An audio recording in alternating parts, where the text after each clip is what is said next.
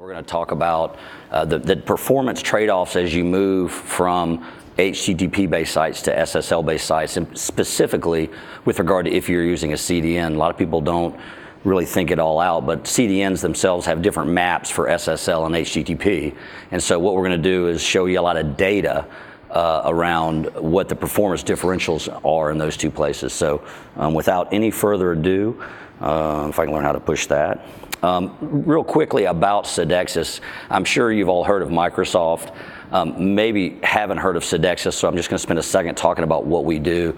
Basically, we measure stuff. We measure public infrastructure, specifically CDNs and clouds and private data centers. So if you see up here on the slide, we have measurements, we do optimization, and we have a results and analytics package. Today, we're only really going to be talking about the measurements. I'm not going to really talk about the other stuff because the measurements themselves are fascinating. So we're going to really drill into the data on that. One of the ways we've gotten our data is that we've deployed a RUM tag on over 1,000 websites. So, and we've got a ton of trusted clients like the ones you see on the slide, and then literally 1,000 more that have deployed the RUM tag. And so we have what's referred to as the world's largest RUM, community RUM measurement group. And it's truly a community. The data is anonymized in real time and made available. What you're looking at here is actually a real example of the RUM data and the measurements taken from the ISPs, from every ISP on the planet to every cloud and CDN on the planet. And specifically, we measure on the CDN side, because that's what we're going to be talking about today. We measure the specific maps, right? So we'll measure the SSL map and the HTTP map. And so what you're looking at with the little explosions are essentially micro outages between specific ISPs and those specific maps. And again, we do about 7 billion measurements a day. We measure anywhere between 45 and 50,000 ASNs a day from those last mile networks. The way it works is quite simple. You probably already all know how RUM works, but basically we've got a JavaScript tag that lives on, for example, a Bloomberg. And when you read Bloomberg this morning, basically at the bottom of that page, it woke up and it decided to measure CDNs. Maybe it measured Akamai and Limelight and Level 3, and it measured it for 3 things: latency, throughput, and availability, right? So latency is, how fast the round trip time is from wherever that person who's reading Bloomberg is to, that particular CDN. Throughput is how big a file can you, get down the pipe, how quickly. And availability is just essentially a percentage of the number of connection attempts you make and how many were successful. And so we take all that data in real time, upload it to make it available to both the portal as well as to essentially a load balancing system, but we won't talk about that. So I'm going to leave it to Sam to talk a little bit about, first of all, I thought Zach did a real good job a minute ago talking about SSL. We're going to talk more broadly about some of the reasons that SSL is becoming the norm. Sam? Sure. So the folks that were here in the last hour, which I was in attendance, really drove home some of the complications and complexities of configuring SSL. But what's driving all those folks is man-in-the-middle attacks. No publisher or producer of a site wants their content messed with via things in the middle, which HTTP allows for. Privacy from the consumer. Your brand is at risk. Your consumers we've all become accustomed to the lock and the feeling of, hey, that company cares about the transmittal of your information as well as theirs. Hardware capacity. So servers today are very capable machines with CPU that can handle SSL. Several years ago, if you told a CTO that he needed to support SSL and went to his support staff and said, well, how much is that going to cost me? That would have costed a lot of hardware to handle the 100% of their traffic on SSL. It's not so much the case anymore.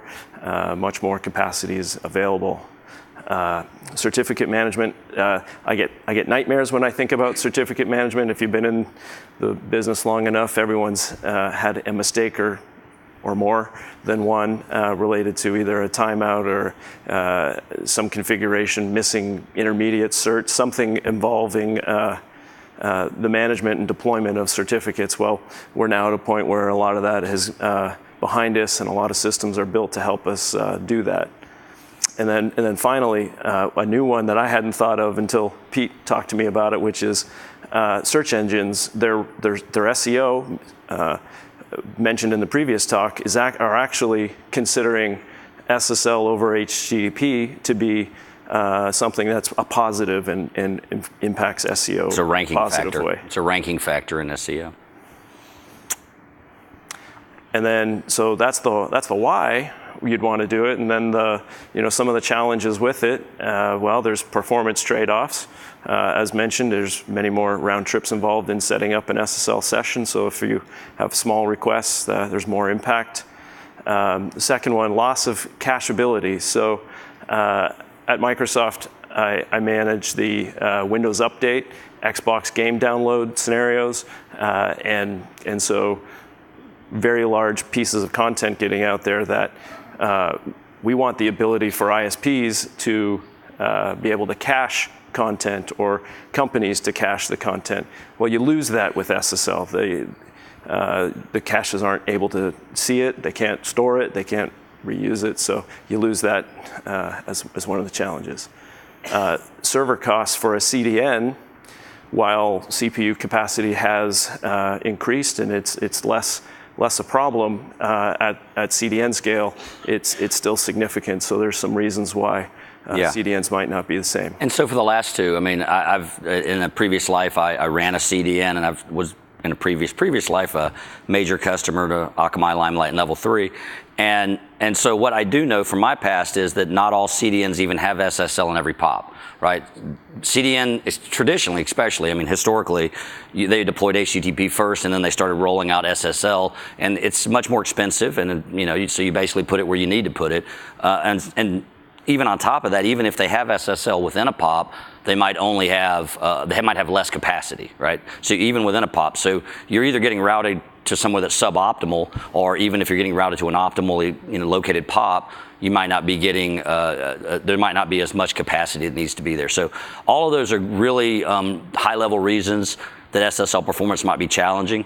What I wanted to do now is just really answer 3 questions in the data. So my original proposal for this talk to Velocity was a year ago, and when I did the original set of numbers on it, the stuff I'm going to show you today is a little different than what I ran, and I found it very interesting, and I'll point that out as we go. But the 3 questions we're going to answer is HTTP faster when delivered than HTTPS when it's delivered from a CDN? We're going to answer that question globally. We're going to answer it sort of regionally, and then we're going to answer it in a couple other ways. We're going to drill into the data in a couple of different ways. The second question is, what's the performance impact of SSL on wireless providers? And the reason I asked that question is, as I was drilling into the data, I noticed, wow, that's really interesting. I'm not going to give away the result, but it's actually a fascinating result when you just narrow your measurements to wireless providers, right? When you just look at what an SSL POPs look like from the wireless providers, it's quite different than the wireline providers. And then the third question is, what's the fluctuation of performance? Meaning, averages are great, right? If you say, okay, it's a 60 millisecond average, right? But it doesn't tell you if you've got wildly fluctuating over a time series, right? That's bad, right? I mean, it can be 200 milliseconds 1 minute and 20 milliseconds the next. So, it's important to not only understand averages, but to understand time series. So we're going to look at all 3 of those questions. When we walked through this before, it was really important that I get through this section in 15 minutes, or we're going to run over. So I'm going to talk fast, but please feel free to stop me, or if you missed something, ask afterwards. So here's the data for this first study. We took 6 CDNs, right? Azure, Akamai, Fastly, Highwinds, Level 3, and Limelight, right? And we measured their HTTP maps as well as their SSL maps. And you can see the number of measurements we did, billions of measurements, down to 100 million a day, 4 million an hour, 72,000 a minute, whatever those numbers are. So we do a lot of measurements, and those are coming from all over the world, right? So this is every network in the world from all over the world. I'm going to narrow the scope in a minute, but for now, that's what we did. And so the other thing is, I've been in the CDN industry for a while, and I kind of want to stay in it. So I'm going to rename the CDNs, because we really don't want to, this talk's not about taking a CDN and going, oh, those guys are bad and those guys are good. The reality is, they're all good and bad in different parts of the world and at different times of day. So while you're going to see some averages on here that might indicate certain CDNs are better than others, the reality is that I could drill into data in certain networks and certain locations where any of these would be the best. So I've renamed them though, just for the sake of being able to have a career. All right, so the first result, and this is kind of the high level result. If you take all the measurements from all over the world, essentially SSL is slower, right? Bang, full stop. You've got about 162 milliseconds round trip. This is all latency, right? So it's round trip time. How long does it take to take a 20 byte file and fetch it and return it? So worldwide, 162 milliseconds, and for SSL, for HTTP, it's 129 milliseconds. So that kind of is the answer to the question, but it's not really, because it's such a rolled up number. This is over 6 CDNs worldwide. So let's drill down a little bit more. Let's take the 6 CDNs each individually and take a look at what they do. Now, it turns out worldwide, every one of those 6 CDNs is also, their SSL map is worse than their HTTP map, right?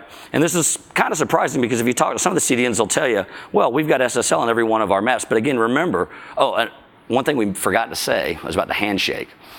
Yeah, so one thing we've done here to normalize this data is we've removed the handshake. Sam talked a little about, but there's time in the handshake. We've removed that time in these measurements. So this is purely just to the maps. But in spite of that, SSL, as you can see, loses in every CDN from a worldwide perspective. But again, that's not a very interesting result, because maybe your customers are just in North America, right? Or maybe your customers are just in the PAC rim, right? So what's really important is to understand where your customers are. So let's now look at the continental level. And at the continental level, you start to see something a lot more interesting. So this is all 6 CDNs rolled up, but at the continental level. So you can see SSL in Asia is much, much worse, right? If you've got customers in the PAC rim and you're going to move your site from HTTP to SSL, they're going to suffer, right? You would want to think long and hard about doing that. Same thing in South America. You've got a pretty significant difference there. But look at North America and Europe, and this is the part of the talk that when I did this a year ago, actually North America's SSL was pretty much worse than the HTTP. As you can see, the CDNs have been busy, right? They've done some good work. I mean, and you can drill into regions and stuff like that to find other results. But I mean, at the highest level in North America, SSL is actually faster than HTTP when you take out the handshake and when you take some of those other things into consideration. Let's take a look at this at a more granular level. And I'm sorry about this. I know it's the end of the day and you're looking at this. So this is all 6 CDNs, their HTTP versus their SSL. And it's at the 10th percentile, the 50th percentile, and the 90th percentile. And what you can see, again, worldwide, at the 90th percentile, for instance, you've got some horrific measurements, right? You've got some terrible, on the SSL in particular, you can see the Plato CDN is 332 milliseconds. On SSL versus 252 on HTTP, and you can, and I showed you here which one has the most consistent latency versus the lowest latency. But that, again, those are worldwide. So let's take it what happens when you exclude the EU and North America from those numbers, right? Well, that's pretty interesting. You see that first of all the numbers go up. The worst performer is Plato. His SSL is 416 milliseconds at the 90th percentile. The best performer is Zeno, right? By the way, does the use of Greek philosophers resonate with this audience? No? Well, maybe try something else next time. Not at all, I can see, okay. But now, what happens if we just measure the EU and North America? First of all, notice the scale. Look at the change, right? At the 90th percentile, the SSL for Aristotle is 137 milliseconds, right? That's lower than anywhere around the rest of the world. Look at I called out Plato a minute ago as having this really terrible latency worldwide. Look how much they've improved in North America. So, and in North America, it's extremely, they're very much on par. And what's most important here is 3 of the CDNs, their SSL maps are actually faster at the 90th percentile and at the 50th percentile. So this is really interesting. It's something that's changed in the last year. When I presented the talk, the idea was, well, SSL is going to really kick your performance. If you look at this, you actually might say, well, maybe I'd go to SSL to get some performance improvements. So let's, conclusion of that section is HTTP is faster when measured over the entire world. In fact, though, in the US and in the EU, you find that, especially on certain CDNs, the SSL maps might be faster. But let's look at what happens when you look at this over wireless networks. So that's the second question. So for this experiment, what we did was we took 3 wireless networks, same CDNs, same SSL maps, same HTTP maps. The 3 wireless networks are AT&T Wireless, Verizon Wireless, and T-Mobile. The 3 wireline networks are AT&T, Comcast, and Verizon, right? Their business service.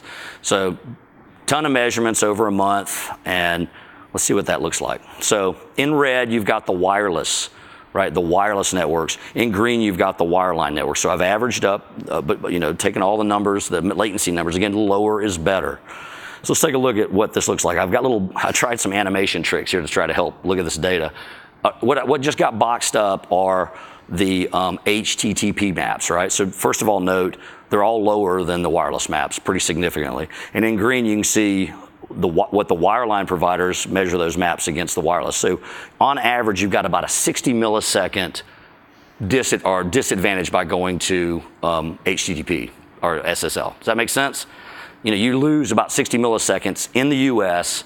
by going, on a wireless device by taking your site to SSL. So let's look at what now by going wireless. I should back up and make sense of what I just said. Sorry, let me try again.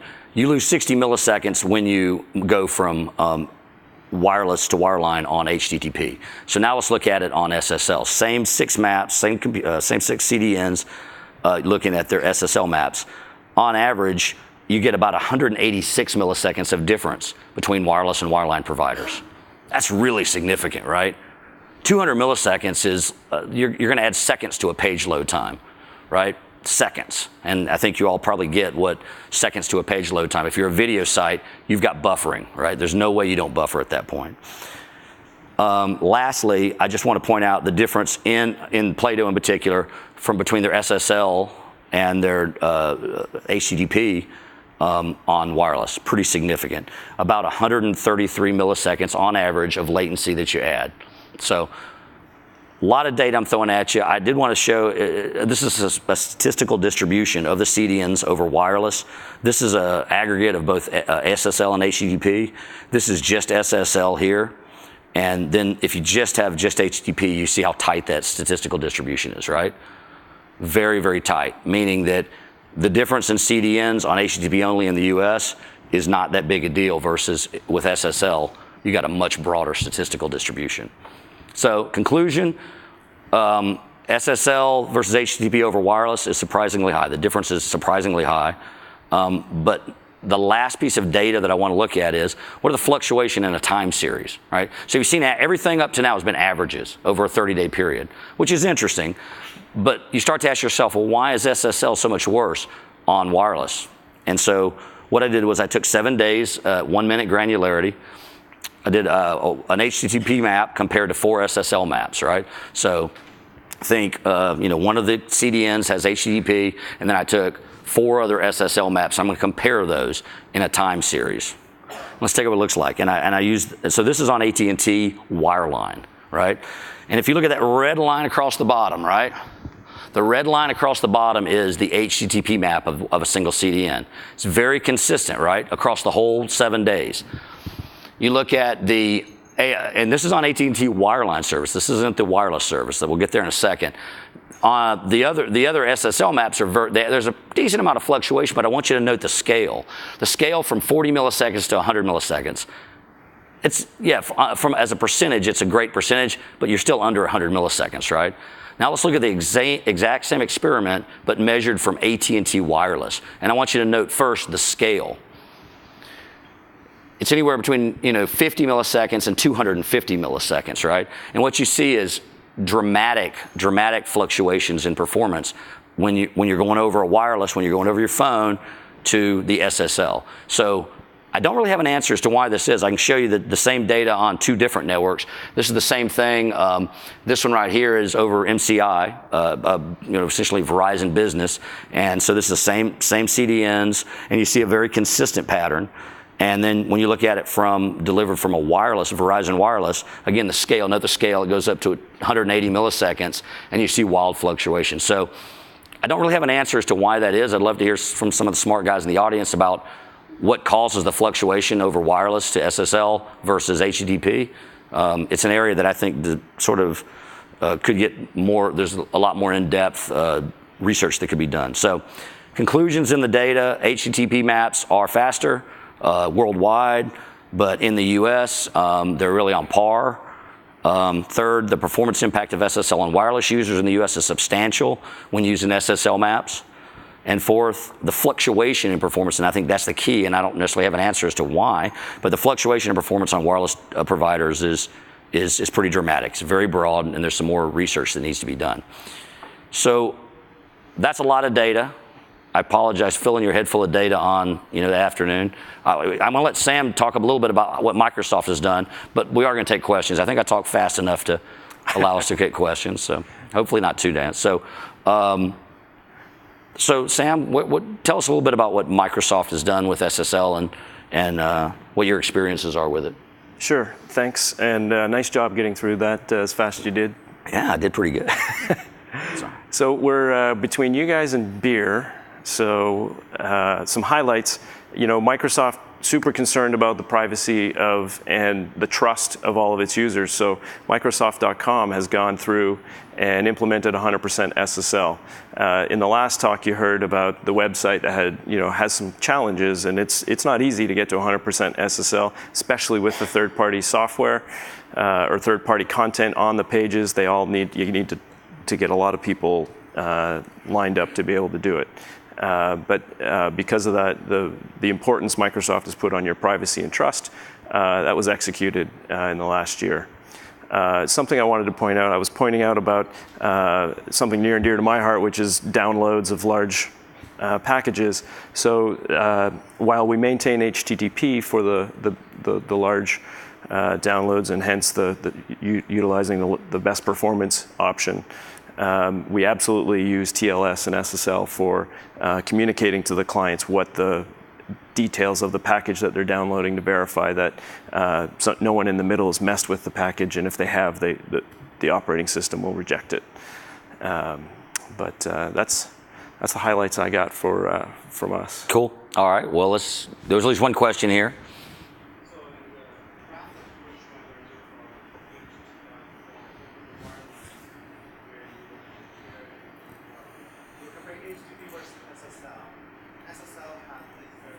Yeah, over wireless networks, over wireline networks. Yeah, the first one that had on AT&T. So I have no explanation that I would like to give professionally. I've got people speculated. I actually had, that one there. There's clearly, like my first thought was congestion, right? This stuff is embedded much deeper in wireless providers' networks, right? So you've got congestion. It's very diurnal, right? It's a certain time of the day. That's a 7-day period. So it could be, when everybody gets up and they start doing stuff on their wireless, network, you start getting increased latency. It could be as simple as that. This is actually more explainable in my opinion than the other one, which is this is more diurnal in nature. The other one is much more chaotic. And I don't understand quite why that is acting like that is. But what's important here is that it does.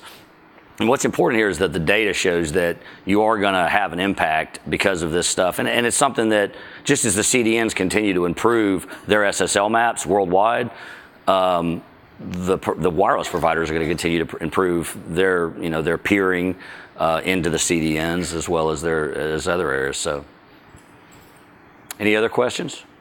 Yes, sir.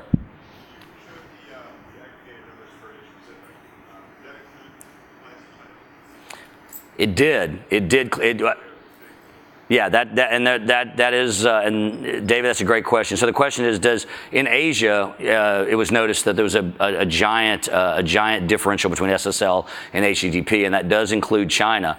I considered removing China, and I could do that. I could show you what that data looks like. It's it is different, but and China has an impact. But the other question is, why do you remove China, right? It's a part of the world, and people are federating CDNs. People are buying, access to the native Chinese CDNs to get into those markets. So I kind of argued with myself, and I left it this way. But I could see the case either way. Yes, sir.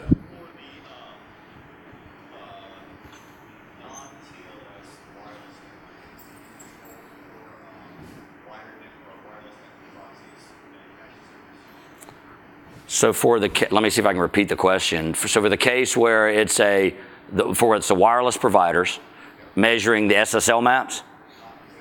Oh, just HTTP. So wireless providers, HTTP, what did I control for? No, because I'm a last mile guy, right? So it either gets there or not, but I mean, for the most part, so no, the answer is no.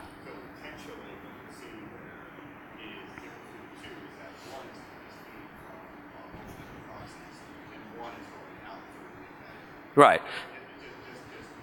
No, it's very valid, and I think I guess the point is from RUM, that's representative of what people might actually experience, right? Because it wouldn't pay to remove that because that's what actual people would experience, and that's really, I think, the beauty of RUM measurements versus synthetic is that you're actually doing what people are going to experience. But yeah, we did not control for that proxy. Any other questions? There's beer out there. All right, go enjoy. Thank you. Thanks, Sam. Yep, my pleasure.